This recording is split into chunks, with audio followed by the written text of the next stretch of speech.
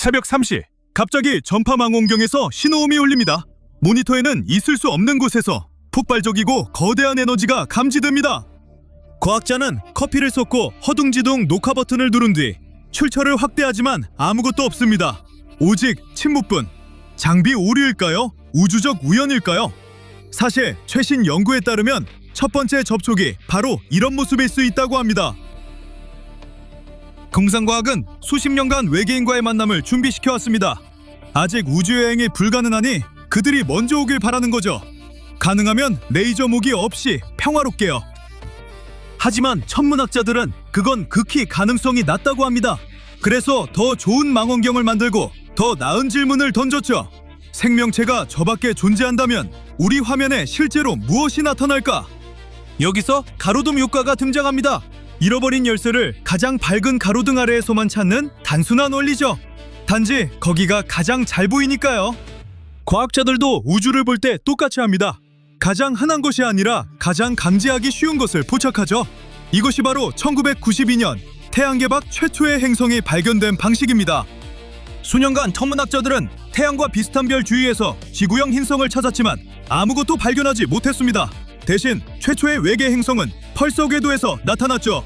거대한 별이 연료를 다 소진하면 핵이 극도로 밀도 높은 물질 덩어리로 압축되어 상산을 초월하는 속도로 회전합니다. 회전하면서 우주 등괴처럼 전파빔을 우리 쪽으로 쏩니다. 그 빔이 지구를 지날 때마다 우리는 맥박처럼 감지하죠. 쿵, 쿵, 쿵. 그래서 펄서라는 이름이 붙었습니다. 알고 보니 그저 회전하는 것뿐이었지만 이름은 그대로 남았죠. 펄스의 타이밍은 너무나 정밀해서 우주의 초정밀식의 역할을 합니다. 그래서 근처 행성이 펄서를 잡아당기면 그 완벽한 타이밍에 흔들림이 생깁니다. 펄스가 약간 일찍 도착하거나 약간 늦게 도착하는 거죠. 이렇게 천문학자들은 주변 행성을 발견한 겁니다. 이것이 우주적 규모의 가로등 효과입니다. 지적 생명체는 경보를 울리거나 규칙을 깨는 무언가, 요란한 일을 해야만 우리 눈에 띈다는 거죠. 콜롬비아 대학의 천체물리학자 데이비드 키핑이 이 개념에 이름을 붙였습니다. 바로 에스카톤 가설이죠. 에스카톤은 그리스어에서 온 말로 마지막 장과 같은 끝을 의미합니다. 우리가 마침내 저 밖에서 지적 생명체의 흔적을 발견한다면 그건 평화로운 시기가 아닐 겁니다.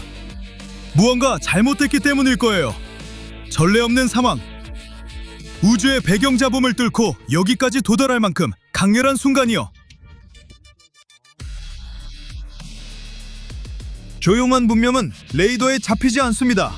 청정 에너지로 운영되며 기술을 숨기는 세계는 100만 년을 존재해도 우리는 알 수 없죠. 하지만 그들이 생존을 위해 크고 지저분한 일을 벌였다면요. 어쩌면 다가오는 소행성의 궤도를 바꾸려고 행성 규모의 레이저 배열을 가동했을 수도 있고 초첨단 기술을 시험 중일 수도 있습니다. 그 소음이 무엇이든 단 몇 초에 불과하더라도 신호탄처럼 은하 전역의 전파 수신기에 도달할 수 있습니다. 네, 전부 공상과학처럼 들리지만 바로 그래서 우리가 알아챌 수 있는 겁니다. 그런데 흥미로운 질문이 있죠? 우리가 이미 그런 신호를 감지한 적이 있을까요? 이 조건에 완벽히 맞는 후보가 하나 있습니다. 외계 지적 생명체 탐색 역사상 가장 유명한 미해결 미스터리로 남아있죠.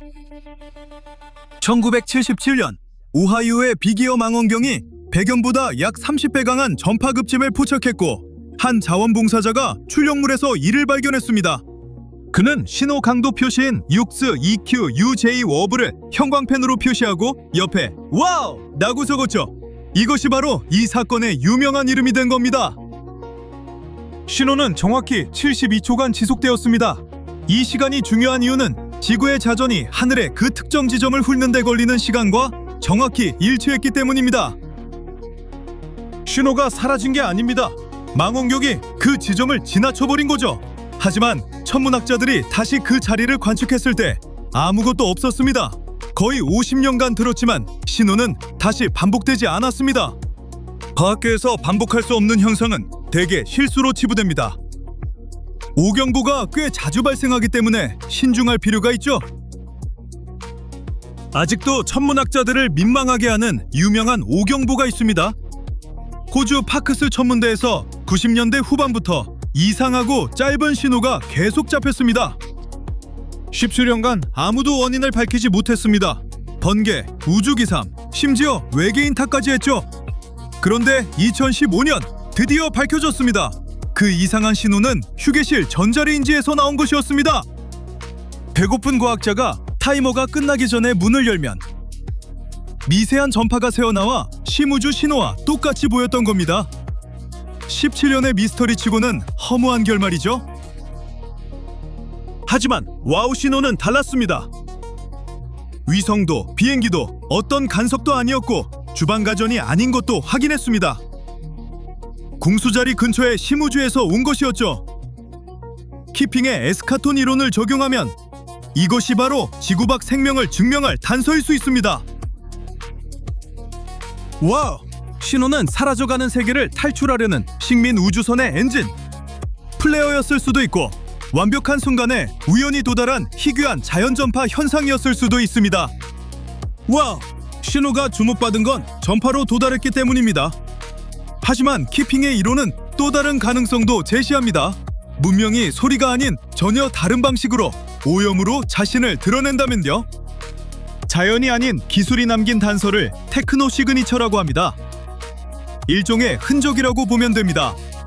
집에 들어갔는데 새 페인트 냄새가 나면 누군가 최근에 다녀갔다고 짐작할 수 있죠?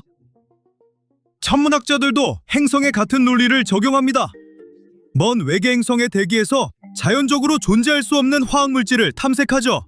가장 큰 표적은 CFC라 불리는 화학물질 계열입니다. 수십 년간 인류는 이 가스를 대기 중에 배출했습니다. 저렴하고 유용했으니까요.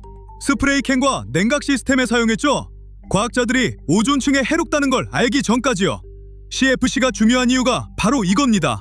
자연은 이걸 만들지 않습니다. 이 화학물질은 100% 인공적입니다.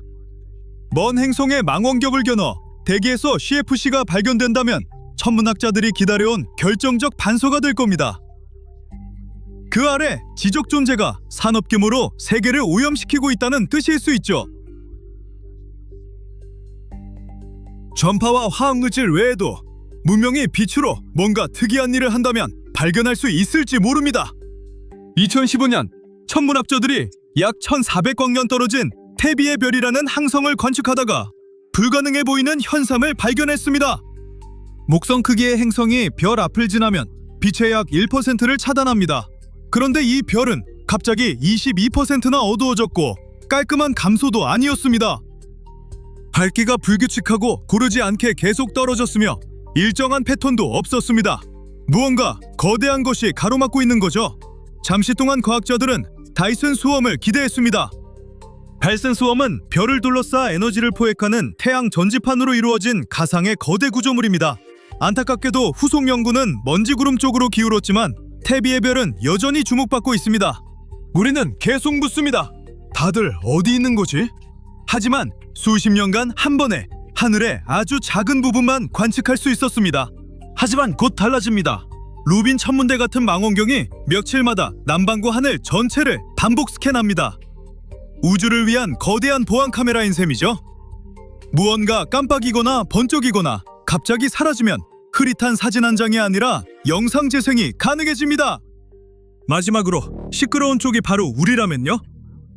지구가 TV와 음악 때문에 시끄럽다고 생각하지만 그런 신호는 금방 약해집니다. 우리의 진짜 외침은 행성 레이더입니다. 소행성을 탐지하려고 강력한 전파빔을 우주로 쏘는 거죠. 일부 연구자들은 이 신호가 12,000광년 거리에서도 감지될 수 있다고 추정합니다. 매우 멀지만 우주적 규모로는 빈마당에도 못 미칩니다. 정말 누군가의 주의를 끌고 싶다면 훨씬 더 크게 외쳐야 합니다.